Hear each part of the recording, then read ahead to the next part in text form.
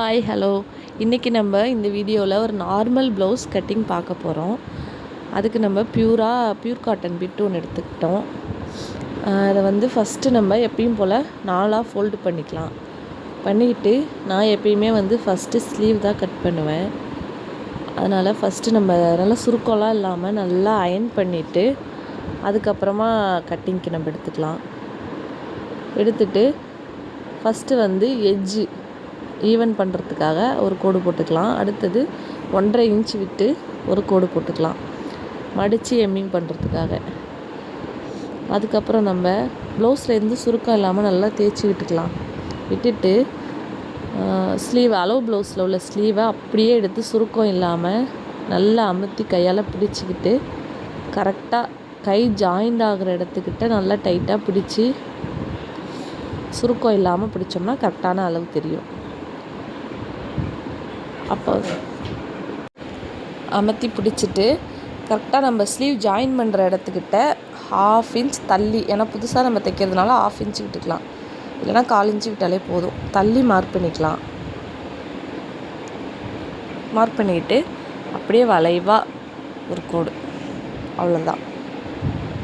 ரொம்ப வளைவாக வெட்ட வேணாம், அது நம்ம கைக்கு சுருக்கம் கொடுக்குற மாதிரி இருக்கும். அதனால் ஓரளவுக்கு ஷார்ப்பாக இருந்தால் போதும். நான் எப்பயுமே இப்படி தான் வெட்டுவேன், எனக்கு இது கரெக்டாக வரும். அப்படியே கட் பண்ணி எடுத்துக்கலாம். சைடு எட்ஜு கட் பண்ணிவிட்டு அதுக்கப்புறம் ஸ்லீவையும் கட் பண்ணி எடுத்துக்கலாம். நான் அயன் பண்ணாததுனால எனக்கு துணி கொஞ்சம் சுருக்கமாகவே இருக்குது. இது அயன் பண்ணி எடுத்துக்கிட்டோம்னா கரெக்டாக இருக்கும். அர்க்காத் பண்ணிக்கிட்டு அடையாளப்படுத்திக்கலாம். சென்டரை அர்க்காத் பண்ணிவிட்டு நம்ம கீழே மடித்து தைக்கிறதுக்கு விட்ட இடத்துலையும் ஒரு அர்க்காத் பண்ணிக்கலாம். பண்ணிவிட்டு இப்போ ஃப்ரண்ட்டை நம்ம லைட்டாக ஒரு 1/2 இன்ச் அளவுக்கு குடஞ்சி வெட்டிக்கலாம். சுருக்கம் இல்லாமல் நல்லா எடுத்து விட்டுட்டு 1/2 இன்ச் அளவுக்கு லைட்டாக, ரொம்ப குடைய வேணாம், லைட்டாக குடஞ்சி வெட்டிக்கலாம். இதில் பார்த்திங்கன்னா சில பேர் மேலேருந்து 1 இன்ச் 1.5 இன்ச் கீழே தள்ளி குடஞ்சி வெட்டுவாங்க. அது என்னமோ எனக்கு அந்த இடத்துக்கிட்ட ஒரு சின்ன சுருக்கம் வர மாதிரியே தெரியும். ஆனால் இப்படி கட் பண்ணி பார்த்தோன்னா அந்த இடத்துல சுருக்கம் வராது, கரெக்டாக இருக்கும் நம்ம ஸ்லீவ் ஜாயின் பண்ணுறப்ப. அவ்வளோதான், ஸ்லீவ் முடிஞ்சுது. இப்போ பேக்கும் ஃப்ரண்ட்டும் எப்படி கட் பண்ணுறதுன்னு பார்ப்போம். இப்போ கிளாத்தை நம்ம கட் பண்ண சைடு ஆப்போசிட் பக்கம் போகிற மாதிரி கீழேருந்து அப்படியே ஃபுல்லாகவே மடிச்சுக்கலாம். இது சின்ன அளவு ப்ளவுஸ் தான், அதனால் நமக்கு கிளாத் எக்ஸ்ட்ரா தான் இருக்கும். அதனால் ஃபுல்லாகவே நான் மடித்து போட்டுட்டேன். மடிச்சுட்டு நல்லா சுருக்கம் இல்லாமல் வச்சு நல்லா தேய்ச்சி விட்டுட்டு கையை வச்சே தேய்ச்சிட்டேன். எனக்கு அயன் பாக்ஸ் கொஞ்சம் ரிப்பேராக இருக்கிறதுனால சுருக்கமாகவே இருந்துச்சு ப்ளவுஸ் கொஞ்சம். அப்புறம் அளவு ப்ளவுஸில் இவங்களுக்கு பின்னாடி அளவு எவ்வளோ இருக்குதுன்னு பார்த்துக்கலாம்.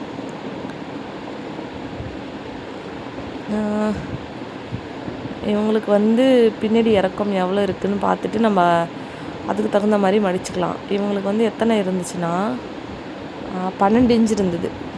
பின்னாடி இறக்கம் கரெக்டாக 12 இன்ச் இருந்துச்சு. இப்போ நான் ஷோல்டருக்கு 1/2 இன்ச்சு, கீழே மடித்து தைக்கிறதுக்கு 1.5 இன்ச்சு, 2 இன்ச்சு சேர்த்து 14 இன்ச்சு வச்சுக்கிறேன். 14 இன்ச்சுக்கிட்ட ஒரு மார்க் பண்ணி அப்படியே மடிச்சுக்கிறேன். நான் 2ஆக சுருக்கம் எதுவும் இல்லாமல் கரெக்டாக பார்த்து மடிச்சுக்கிறேன்.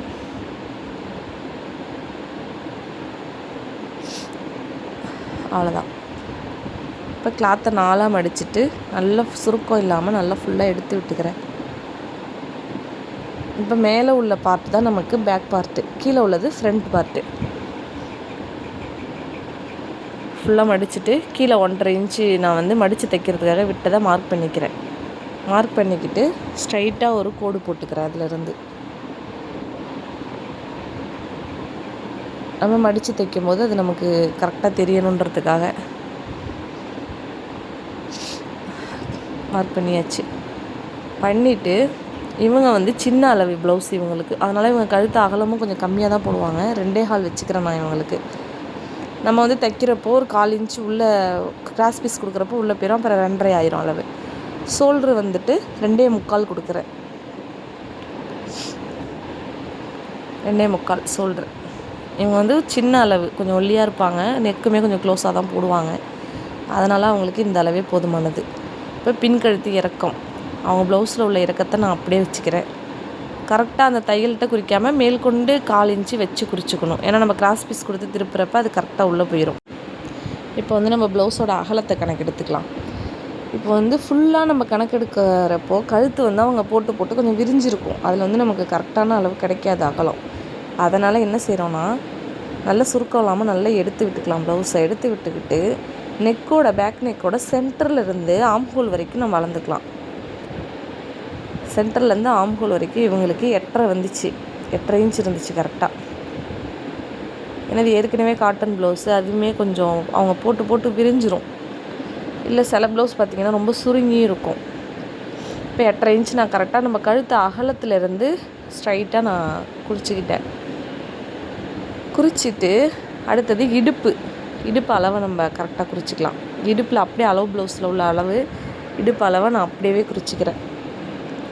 கரெக்டாக அந்த ஜாயிண்ட்டுக்கிட்ட வச்சு கரெக்டாக குறிச்சிக்கிறேன். நான் குறிச்சிட்டு அதிலிருந்து ஒரு இன்ச்சு டாட்டுக்கு எக்ஸ்ட்ரா 1.5 இன்ச்சு தையலுக்கு விட்டுட்டேன். அதுக்கப்புறம் நம்ம கரெக்டாக அந்த டாட்டுக்கு விட்டோம்ல 2வது அடையாளம், அதிலிருந்து ப்ளவுஸோட ஆம்ஹோல் வரைக்கும் ஹைட்டு எவ்வளோ இருக்குதுன்னு மார்க் பண்ணிக்கலாம். கரெக்டாக அந்த ஜாயின்லேருந்து மேலே 1/4 இன்ச்சு தள்ளி மார்க் பண்ணிக்கலாம். இப்போ நம்ம அந்த மார்க் பண்ண அகலத்தோட அளவும் இந்த அளவும் சேமாக ஒரு இடத்துல ஜாயிண்ட் ஆகும். அதுதான் நமக்கு ஆம்ஹோல் அளவு. அதை வந்து நம்ம மேலே ஷோல்டர்லேருந்து கீழே ஆம்ஹோல் அளவு வரைக்கும் ஜாயின் பண்ணிக்கலாம். இதுதான் நம்ம இந்த ப்ளவுஸோட ஆம்ஹோல் அளவு. ஜாயின் பண்ணியாச்சு. அடுத்தது நெக்கையும் ஜாயின் பண்ணிக்கலாம். பேக் நெக்கை பாக்ஸ் மாதிரி போட்டு, இது ரவுண்ட் நெக் தான், நம்ம அப்படியே கையாலேயே ரவுண்ட் ஷேப்பில் வரைஞ்சிக்கலாம். இவங்க ரொம்ப அகலமாக போட மாட்டாங்க நெக்கு, நான் அதனால் அப்படியே வரைஞ்சிக்கிறேன். வரைஞ்சிட்டு ஃப்ரண்ட்டு நெக்கு இவங்களுக்கு எவ்வளோ இருக்குதுன்னு பார்க்குறேன். இவங்களுக்கு 6 இன்ச்சு இருந்துச்சு ஃப்ரண்ட் நெக்கு. அப்போ வந்துட்டு ஷோல்டருக்கு 1/2 இன்ச்சு ஜாயிண்ட்டுக்கு போயிடும். அப்போ 6.5 இன்ச்சு வச்சுக்கிறேன். 6.5 இன்ச்சு நான் இதிலே குறிச்சிக்கிறேன். பேக் பீஸ் மேலேயே குறிச்சிக்கிறேன். குறிச்சிட்டு அதையுமே ரவுண்ட் ஷேப்பில் வரைஞ்சிக்கிறேன். Back நெக்கையும் front நெக்கையும். அடுத்தது ஆம்ஹோலுக்கு. ஆம்ஹோல் வந்து நமக்கு இவங்களுக்கு 5 வந்திருக்கு. அதில் வந்து 1/2 இன்ச்சு ஷோல்டருக்கு போயிடும். 4.5 தான் இவங்களோட அளவு. அதுலேருந்து சென்டரில் 1.5 இன்ச்சு மார்க் பண்ணிக்கிறேன். பண்ணிவிட்டு நம்மளோட ஆம்ஹோல் அளவு சென்டர்லேருந்து அப்படியே கர்வ் மாதிரி வரைஞ்சிக்கிறேன். 4.5 இன்ச் இருந்ததில்ல, 5 இன்ச்சு, அதிலேருந்து 1/2 இன்ச்சு ஷோல்டருக்கு விட்டுறணும். விட்டுட்டு அந்த 4.5லேருந்து சென்டர் வரைக்கும் நான் அப்படியே வரைஞ்சிக்கிறேன் வளைவாக. இது ஃப்ரெஞ்ச் கர்வ் வச்சு கூட வரைஞ்சிக்கலாம், இல்லை கையிலேயே கூட வரைஞ்சிக்கலாம். அவ்வளோதான், வரைஞ்சிட்டேன். வரைஞ்சிட்டு இப்போ வந்து ஆம்ஹோலோட சுற்றளவு எவ்வளோ இருக்குதுன்னு பார்க்குறேன். நம்ம ப்ளவுஸ்லேயும் அவங்களுக்கு எவ்வளோ இருக்குதுன்னு பார்த்துக்கலாம். அந்த அளவு இந்த அளவு ஒரே சேமாக இருக்கணும். அப்போ தான் வந்து நம்ம கட்டிங் கரெக்டாக இருக்குதுன்னு அர்த்தம். அவங்களுக்கு 7.5 இன்ச் இருந்துச்சு ப்ளவுஸில், அவங்க அளவு ப்ளவுஸில். இதுலேயும் 7.5 இன்ச் கரெக்டாக இருந்ததுனால நம்ம இப்போ கட்டிங் கரெக்டாக தான் இருக்குது. இப்போது தையலுக்கு எக்ஸ்ட்ரா போட்ட அளவு நம்ம மறந்துட்டு எப்பயுமே அதில் கட் பண்ணிடுவோம். அதனால் வரைஞ்சிக்கலாம். புதுசாக கட் பண்ணும்போது நமக்கு டக்குன்னு ஞாபகம் வராது. இப்போ வந்து நான் ஃப்ரண்ட் நெக்கை வந்து 2 கிளாத்தையும் சேர்த்து கட் பண்ணிக்கிறேன். கீழே உள்ள கிளாத்தையும் மேலே உள்ள கிளாத்தையும் சேர்த்து கட் பண்ணிடுறேன். கட் பண்ணிவிட்டு ஆம்ஹோலையும் 2 கிளாத்தையும் சேர்த்து கட் பண்ணிக்கிறேன்.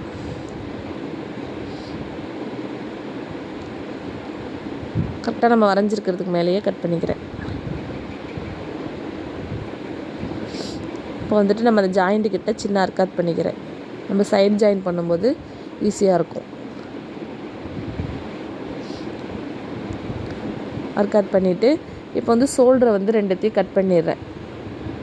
கட் பண்ணிவிட்டு இப்போது பேக் பார்ட்டு மட்டும் மேலே தூக்கி பேக் நெக்கை மட்டும் கட் பண்ணுறேன். அவ்வளோதான். இப்போ பேக் பார்ட்டு முடிஞ்சிருச்சு. இப்போ அடியில் மடித்து தைக்கிறதுக்காக விட்ட அளவுக்கிட்ட ஒரு அர்க்காத்து பண்ணிக்கிறேன். பண்ணிட்டோம். அவ்வளோதான், பேக் பார்ட் முடிஞ்சுது. இப்போ ஃப்ரண்ட் பார்ட்டு, பேக்கும் ஸ்லீவும் முடிஞ்சுது. இப்போ வந்து நம்ம ஃப்ரண்ட் பார்ட் கட் பண்ண போகிறோம். இப்போ வந்து நம்ம இவங்களுக்கு பேக் 12 வச்சுருக்கோம். அப்போ வந்து அதுலேருந்து 1 இன்ச் கம்மியாக 11, 12 ரெண்டுக்கிட்டையுமே 2 மார்க் பண்ணிக்கோங்க. 2 அளவுக்கிட்டையுமே அளவு பண்ணி ஒரு நேராக ஒரு கோடு போட்டுக்கலாம். கோடு போட்டாச்சா? இப்போ வந்துட்டு கரெக்டாக பட்டி ஜாயின் பண்ணுறதுக்கு 1/4 இன்ச்சு விட்டுட்டு 2.5 இன்ச்சு கேப் விட்டோன்னா போதும். இவங்க ஒல்லியாக இருக்கிறதுனால அதிலேருந்து 1.25 இன்ச்சு டாட்டுக்காக ஃப்ரண்ட்டு டாட் 1.25 இன்ச்சு விட்டுட்டு அப்படியே அந்த ஃபஸ்ட்டு லைனோட அப்படியே ஜாயின் பண்ணிக்கலாம். ஜாயின் பண்ணி அப்படியே கர்வ் மாதிரி வரைஞ்சிக்கலாம். இப்போ வந்துட்டு இந்த நம்ம ஃப்ரண்ட் சைடில் வந்து 1 இன்ச்சு கேப்பும் இந்த பக்கத்தில் வந்து 1.5 இன்ச்சு கேப்பும் இருக்கணும் நமக்கு சைட் ஜாயின் பக்கம். அதை கரெக்ட் பண்ணி நம்ம கர்வ் மாதிரி வரைஞ்சிட்டு அதுக்கப்புறம் கை குளிச்சு வெட்டுறதுக்காக லைட்டாக ஒரு 1/2 இன்ச்சு உள் பக்கம் வரைஞ்சிக்கலாம். வரைஞ்சிட்டு நம்ம கட் பண்ணிடலாம். கட் பண்ணி எடுத்துக்கலாம். இதில் ஒன்றுமே குழப்பமே கிடையாது. நமக்கு இந்த மெத்தடில் கட் பண்ணோம்னா கரெக்டாக வரும். கப் ஷேப்பும் கரெக்டாக இருக்கும். அவ்வளோதான். குடஞ்சும் வெட்டியாச்சு. இப்போ வந்து நம்ம அந்த டாட்டுக்கு மார்க் பண்ணியிருக்கோம்ல அதுக்கிட்ட வந்துட்டு அர்க்காத் பண்ணிக்கலாம். அர்க்காத் பண்ணிக்கிட்டோம்னா நமக்கு தைக்கிறப்ப ஈஸியாக இருக்கும். ரெண்டுமே மாறி மாறி வராமல் ஒரே மாதிரி வரும். அவ்வளோதான். அர்க்காத் பண்ணியாச்சு. அர்க்காத் பண்ணிவிட்டு 2 பீஸையும் தனித்தனியாக கட் பண்ணிடலாம். அவ்வளோதான். ஃப்ரண்ட் பார்ட்டு முடிஞ்சிருச்சு. இப்போ வந்து பேலன்ஸ் இருக்க துணியில் நம்ம ஹிப் பெல்ட்டுக்கு பட்டிக்கு கட் பண்ணிவிட்டு அப்புறம் கொக்கி பட்டி, காஜா பட்டி, கிராஸ் பீஸ் கட் பண்ணி எடுத்து வச்சுக்கலாம். அவ்வளோதாங்க ப்ளவுஸு. இது ஒரு பெரிய கஷ்டமே கிடையாது. ரொம்ப ஈஸியாக தைக்கலாம் நம்ம ப்ளவுஸு. நம்மளோட ப்ளவுஸை இந்த மெத்தடில் தைச்சி பார்த்தோன்னாலே நமக்கு ஒரு ஷேப்பு ஒரு சைஸுக்கு இப்படி தான் தைக்கணும் அப்படின்னு சொல்லி நமக்கே ஒரு நாலேஜ் வந்துடும்.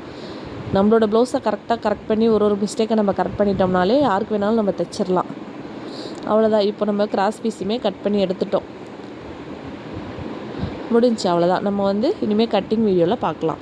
இதை எப்படி கரெக்டாக நம்ம கட் பண்ணியிருக்கிறத கரெக்டாக எப்படி நம்ம தைக்க போகிறோம் அப்படின்றத பொறுத்து தான் நம்ம ப்ளவுஸோட ஃபிட்டிங்கே இருக்குது. நமக்கு ஓரளவுக்கு நம்ம கட்டிங்கை கரெக்டாக பண்ணிட்டோம்னாலே ஸ்டிச்சிங்கும் கரெக்டாக இருக்கும். நம்ம அடுத்த வீடியோவில் ஸ்டிச்சிங் பார்க்கலாம்.